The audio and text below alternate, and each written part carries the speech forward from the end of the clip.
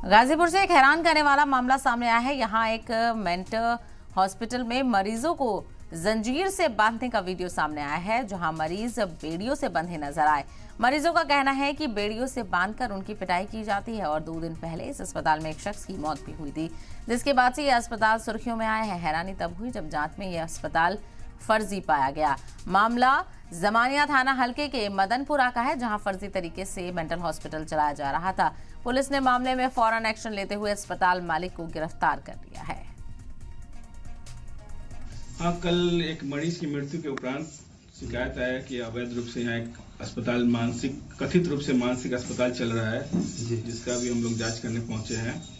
जांच के दौरान तो यहाँ कोई भी स्टाफ नहीं मिला है, लेकिन 6 मरीज मिले हैं जिनको जंजीरों से जकड़ कर कैदी के रूप में रखा गया है, जिसके लिए मैं सीएमओ को लिखकर आगे शिकायत करूंगा। और सबकी मानसिक हालत लगभग ठीक पाई गई है।